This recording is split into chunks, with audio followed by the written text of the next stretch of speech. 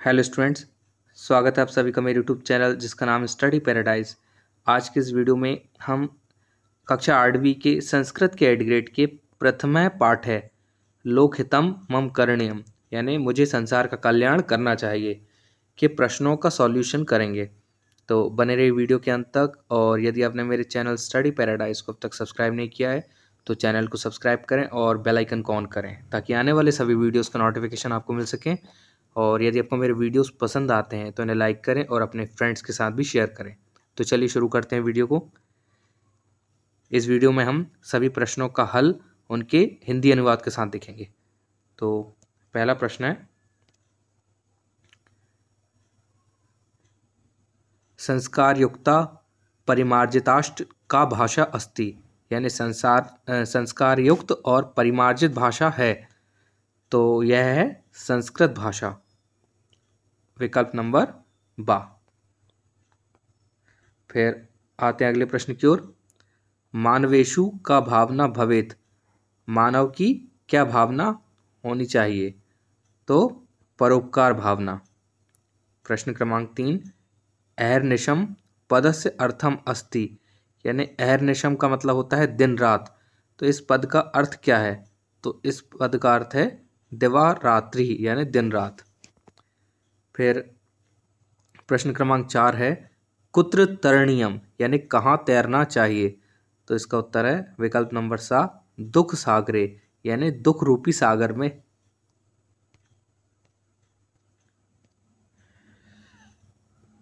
विकल्प नंबर 5 है, घनांधकारे पदे संधि अस्ति, यानी घनांधकार पद में संधि है तो इसमें है दीर्घ संधि।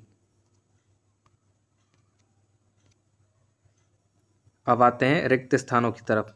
निर्देश है रिक्त स्थानानि पूर्यत, यानी रिक्त स्थानों की पूर्ति कीजिए। तो इसके अंतर्गत प्रश्न क्रमांक 6वां है, वचसा ब्लैंक वदनियम, यानी वाणी से बोलना चाहिए तो वाणी से सततम, यानी सदैव, वाणी से सदैव बोलना चाहिए।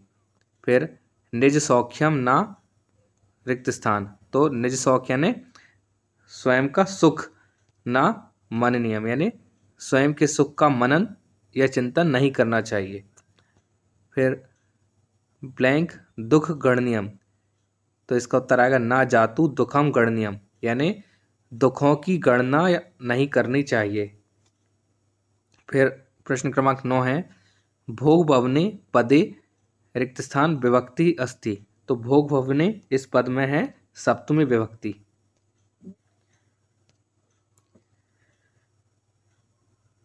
रिक्त स्थान के अंतर्गत प्रश्न क्रमांक 10 है, लोकहितम पदस्य समास विग्रह रिक्त स्थान अस्ति, तो लोकहितम इस पद का समास विग्रह है तो यह है लोकस्य हितम।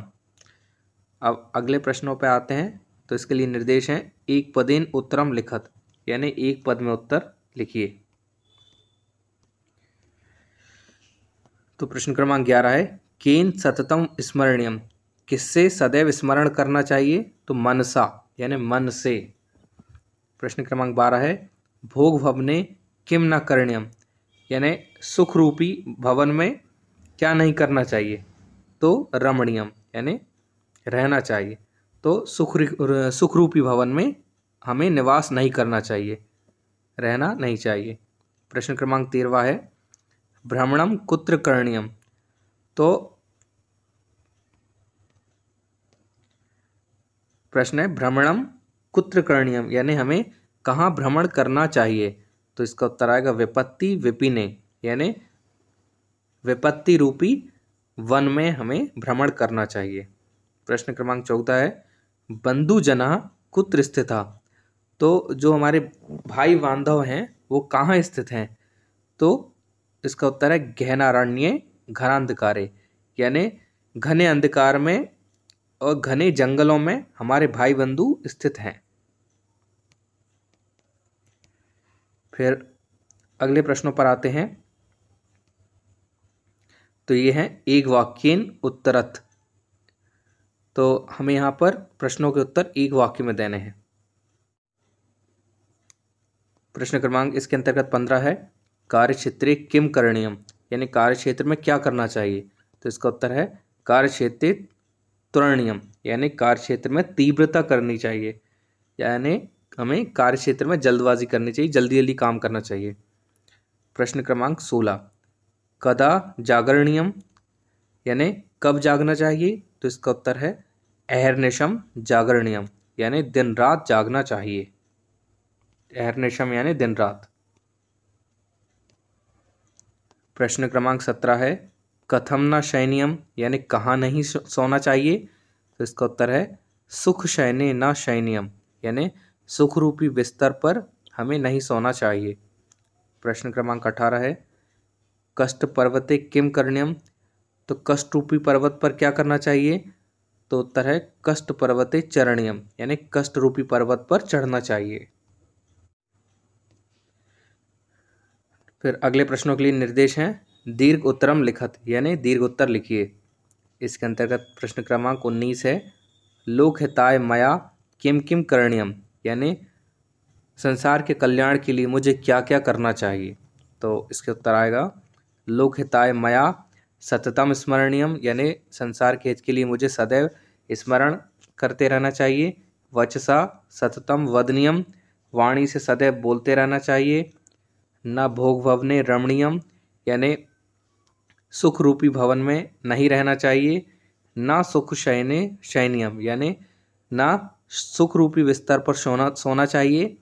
अहर्निशम जागरणीयम यानी दिन रात जागना चाहिए। दुख सागरे तरणीयम यानी दुख रूपी सागर में तैरना चाहिए। कष्ट पर्वते चरणीयम और कष्ट रूपी पर्वत पर चढ़ना चाहिए। अब आते हैं अगले प्रश्न की ओर। अब आते हैं प्रश्न क्रमांक 20 जो कि इस अध्याय का अंतिम प्रश्न भी है। स्मृ धन अनियर बराबर स्मरणीयम एतादृशानि अनियर प्रत्यय युक्तानि पदानि पाठात चित्वा लिखत।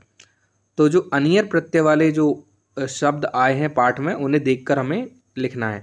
तो कुछ शब्द मैंने यहाँ लिखे हैं, जैसे क्र धन अनियर बराबर करणीयम यानी करना चाहिए। रम धन अनियर बराबर रमणीयम रहना चाहिए। शी धन अनियर बराबर शयनियम सोना चाहिए। जाग्र धन अनियर बराबर जागरणीयम जागना चाहिए। गण धन अनियर बराबर गणनीयम यानी गिनना चाहिए। मन धन अनियर बराबर मननियम यानी मनन करना चाहिए, चिंतन करना चाहिए। तो ये था हमारे संपूर्ण अध्याय का हल। आशा करता हूँ ये वीडियो आपके लिए हेल्पफुल रहेगी।